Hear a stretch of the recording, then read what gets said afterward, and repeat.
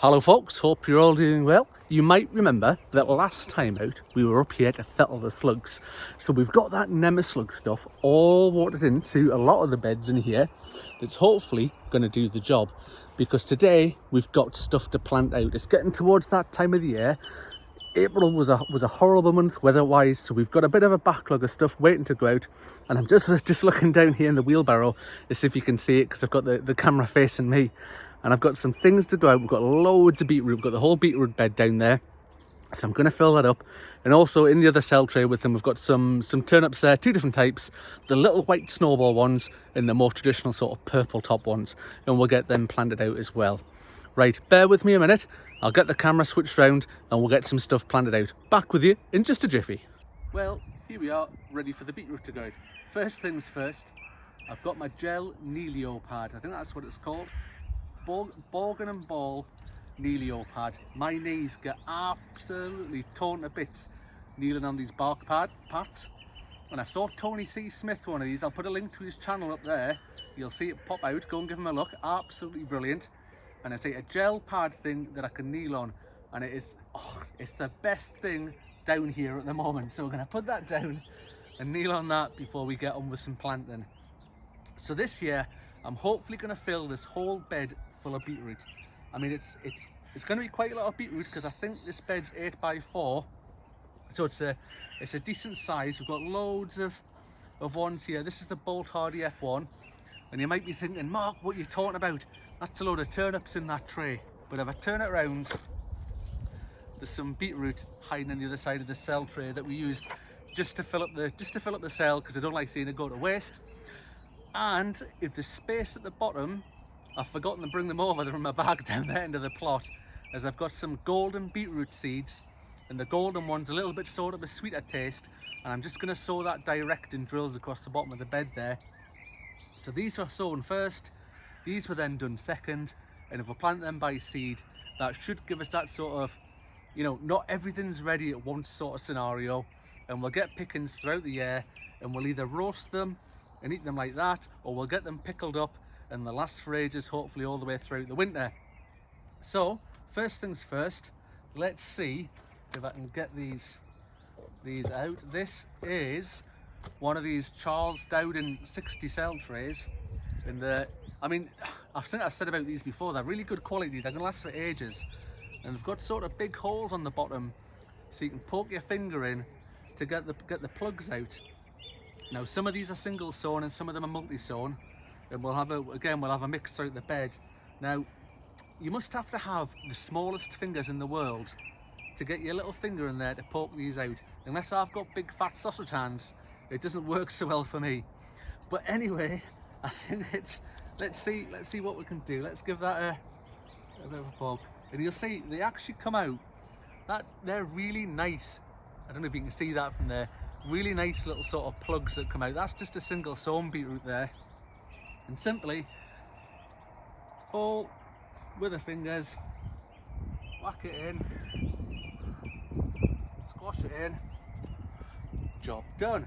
I've only got about another 70 or so to do, so I might just speed this next bit up a little bit, or else you'll be watching me sowing 70 different beetroots out. Back with you for a wee chat once I've got them out.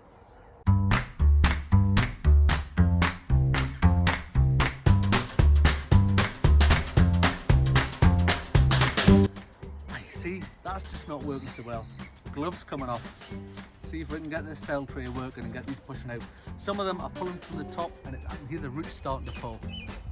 And that's the last thing we want to do, is be disturbing the roots. So let's give it a shot without the gloves, and we'll see how that works.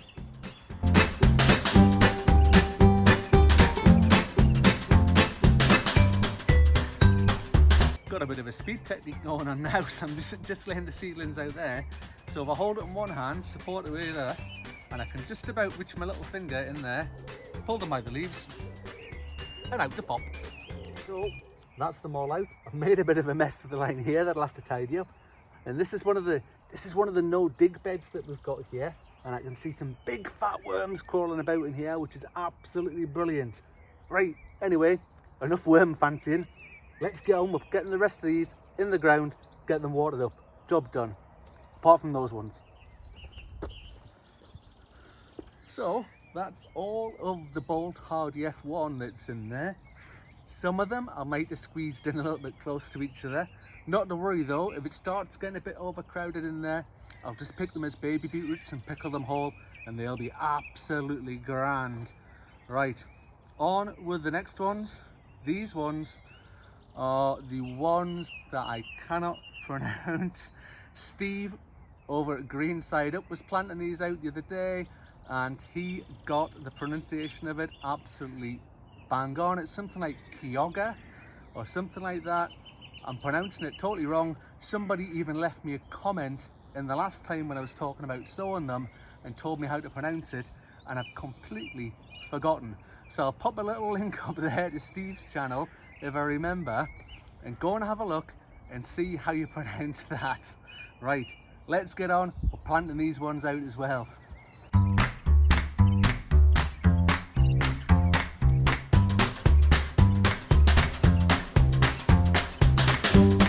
Oh, they were all just getting a bit sort of tangled up in these big turnip leaves there, which is why it took us a little while to sort of get them all unpicked and put out. So we'll get these put out. These are, you can see that they're a lot bigger than these ones that were sown in those wee Charles Dowden 60 cell ones. Obviously they've been in much bigger cells. You can see those ones there, so a lot more compost and nutrition to help them come along. It might also be the variety. It's the first time I've tried these ones, but they're looking grand. It's got a great root system on the bottom there, and again they're multi-sown. There's at least 2 in each one of these cells, so we'll get them whacked in and we'll see how we get on, and if we've got enough time, golden beetroot down here, and then we'll get the turnips stuck in over there. But I'm just looking up, and I don't know if I'm losing the light or not. I don't know how well you can see us, but we'll see what time we've got when I've done this, and we'll get cracking with those other jobs as well. Oh, there we have it. Next one done. I reckon I've got room for at least 2 rows of multi-sown beetroot at the bottom here. I think I'll be pushing my luck if I put 3 rows in. I think I'll squash them in too much. So what I'm going to do, I'm going to dash down there and grab the golden beetroot seed and bring it back. And as if by the magic of video editing, it'll be absolutely seamless, and I will appear back here in just an instant. I bet you didn't even notice I was missing. So here I am back with some of Sutton's finest Burpees golden beetroot. So from March to August, and we're right here in May. Sounds like a good time to do it to me. So we'll just tear the bottom off there, it'll be easier. Beetroot seed, it's a decent size to be honest. So I could do a drill and just sort of sprinkle it in, but what I want to do is I want to try and keep these in rows, so if there's any weeds pop up, then I know where they are and I can pick them out, so I know what's weeds and what's not. So I'm just gonna put little holes. It's sort of, oh, it's a bit shallow there. Little holes there, there, there, there, and there. And what I'm going to do is I'm going to sow, I don't know, depends how many my fingers pick up in each one, I guess. 3 in there, 3 in there. So there we have it, job done. Bed full of beetroot, 3 different types. The golden ones that I've just put in there, there's at least 3 in each hole that I put there. And the good thing about the multi-sown ones is when they grow, they sort of push each other out. And you can pick the young ones when they're small, and the ones that you leave in the ground will just continue growing. If you leave them all in together, they won't grow quite so big. So if you pick some of the younger ones when they're small, you get a crop from that, and then the ones that are left continue to grow and get bigger and bigger. And because we've done these at different times, when we've sown them, we've got the seed, we've got the big ones here, and we've got the smaller ones there. They're all going to be ready, in theory, at different times. All I'm going to do now to finish off, I'm going to get the watering can, give this a watering over. You might remember from the last video that this bed was done with the Nemesis slug, so you've got to keep it moist for at least a week or so once you've put them on. So it's already quite wet, but I just want to give them a bit of a watering in to get them settled. So we'll get that done. Then I'm going to scoot over there under one of the covered beds where we've got the net over for the brassicas, and we're going to make sure that we get the turnips in tonight, because I can't be bothered taking them home again, bringing them back, taking them home, bringing them back, like I've done with one tray of lettuces that I've got planted out eventually over there, and half of them have been in the car going home and coming back and going home and coming back because I've ran out of time. Anyway, enough of me whittering on. Get these watered in and I'll be back with you over there, back in a jiffy. So when I was watering in the beetroots over there, I've managed to water my Neelio pad. It doesn't always go according to plan, does it? Alright, so I'll get some nice wet knees there. I guess it's better than having wood chip all over them. Anyway, you might remember from other videos, this is one of the few remaining. We've got 3 here, sort of what I'd call traditional beds, where you dig the soil over, and I keep hoeing this bed, and already I can see thistles and things. You might be able to see them sort of sprouting up there again, and God, the weeding, man, it drives me around that twist. So once this bed has been used this year for the brassicas and things that I'm going to put in here, this one, and this one that's just to the side of us here, they're getting covered over and they're getting converted to no dig. Like the pallet collars and the one over there, I don't think I'm going to raise them up. I don't think they need to be raised no dig beds. I'm going to start saving my cardboard up now, so all my Amazon boxes, so that gives me an excuse to buy lots of new gardening gadgets from Amazon. So we'll save our cardboard boxes, nice thick layer of cardboard down there, and we'll get, well, I might leave it over the winter, I might not. I might just order a ton of compost and get it shoveled on there and get it sorted. But that's months away, months and months away. Once these brassicas have grown, and we'll take them out and we'll look to use this bed again next time, but we'll get it converted. Anyway, back on with what I want to do here. So I've got the gloves back on because one of the main weeds that we get up here is thistles, and obviously it'll just prickle your hands if you try to grab them. So there's a little one here, but I don't know if you've ever, oh, that's not even the bottom. They've got massive roots on them, and that root has snapped when I've been trying to get it out, so the bugger will probably grow back. Let's fling that over there. I'm quite lucky here because I've got just the bit where people park their cars there, so sometimes I can just fling the weeds over the fence and they'll die over there. Right, so spade, giant thistle growing over here. We'll see if we can get at it again. Look at how big the roots are on that compared to the plant on top of it.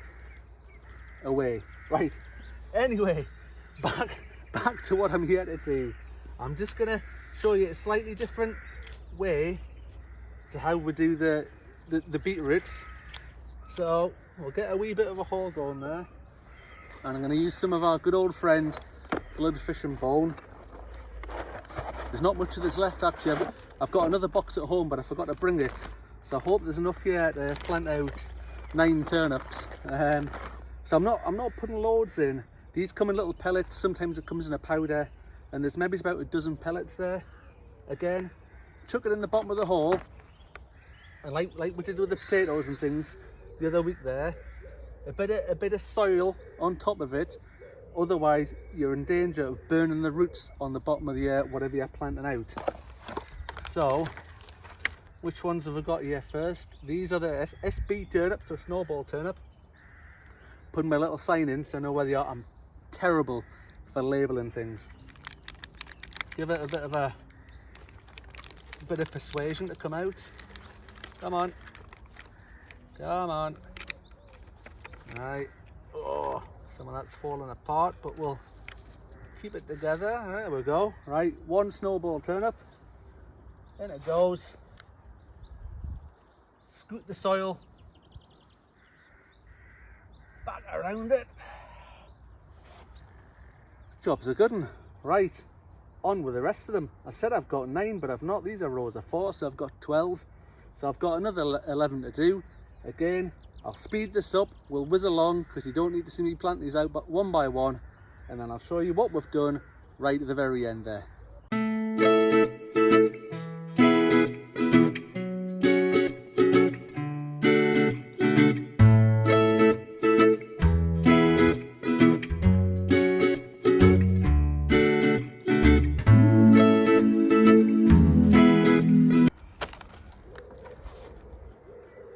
Right, job done.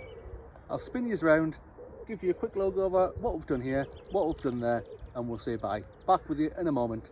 Let's mosey on back down here, again avoiding the polytunnel door that's waiting to be fitted over there. Right over here, let's have a look. So there's those little turnips in there. They're looking a bit sad from the cells now, but once they're watered in, settled into the new homes, we'll get the net down and they'll settle in there lovely and they'll perk right back up. We've got another half of the bed there. I'm going to leave the net up just for now. I'm going to give that a bit of a horn over, get those little weeds chopped up, and we'll get that filled up. I've got some kale waiting to go out actually. So I think I'm going to put that in this middle section here, and then possibly something else at the end there. We'll see. Right, spinning round, dodging the door again. Over here, you can see that is the beetroot bed, absolutely full to the brim. I'm going to put a cover over that for the night and probably for the next few days, because I still don't know if the blooming rabbits are getting in through the fence. So we'll see how we get on with that. So that's it for today from me. It's brilliant to start getting stuff out. I mean, I know we've got the broad beans out and the garlics and stuff like that, but you know, the beetroot and the brassicas and things, that's the start of the crops going out that need the warmer weather, that have been grown in the cell trays and sort of going out properly. Absolutely brilliant to start getting stuff on the go and planted out of the plot instead of this big queue of stuff back at home. And I think again, over the next few weeks, we've got all sorts of stuff ready to come out. So if you want to keep up to date with what we're doing and see how we're getting on, give the channel a subscribe. It doesn't cost anything, it's absolutely free. Give us a thumbs up if you like the video. If you don't, give us a thumbs down. Some people do. I'm not sure what there is to dislike, but some people don't like us anyway. Or leave us a comment below. I love finding out what you're up to, especially in different parts of the country, different parts of the world, because we're all up to different things at different times. Anyway, that's me done for today. Bye for now, folks. See you on the next one.